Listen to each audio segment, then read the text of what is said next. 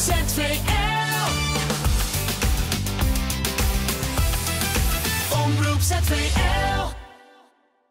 Het zal u wellicht niet zijn ontgaan, maar aanstaande donderdag is The Passion in Terneuzen. Dit jaarlijkse paasevenement brengt natuurlijk veel vreugde met zich mee, maar ook een aantal praktische bezwaren. Onder andere hier van wijkgemeente De Ontmoeting, waar aanstaande donderdag op Witte Donderdag uiteraard jaarlijks een kerkdienst gepland staat.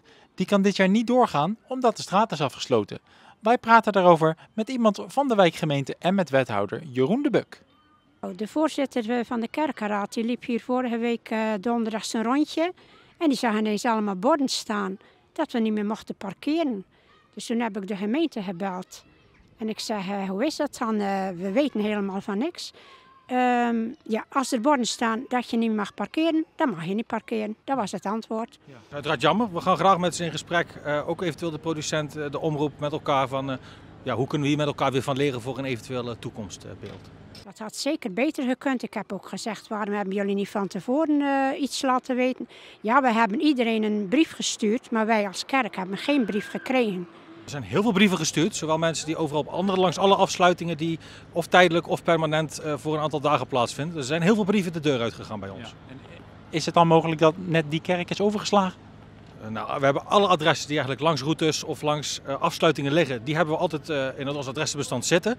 Kijk, wat er tussen het versturen en het bezorgen gebeurt, daar zitten we helaas niet altijd tussen. Maar ik weet, we hebben naar elke partij die langs ergens een afsluiting zit, hebben we brieven verstuurd. Volgens mij is die route al lang bekend.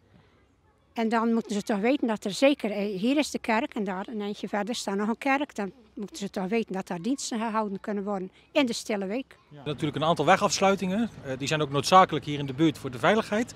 En we hebben een processieroute, die is geheim, maar er zijn wel een aantal afzettingen voor gemaakt. Ja. Ondanks het wegvallen van de kerkdienst blijft Nel positief over de Passion. Nou, dat is wel een mooi evenement voor de Terneuzen te promoten verder ook. Ja. En ja, ik denk dat het ook wel goed is, ook wat er rondom allemaal gebeurt, dat er toch veel mensen ook wel met het evangelie in aanraking komen. En dat is wel mooi allemaal, maar de communicatie daar rond, dat had veel beter gekund. Ja. ZVL. Omroep ZVL.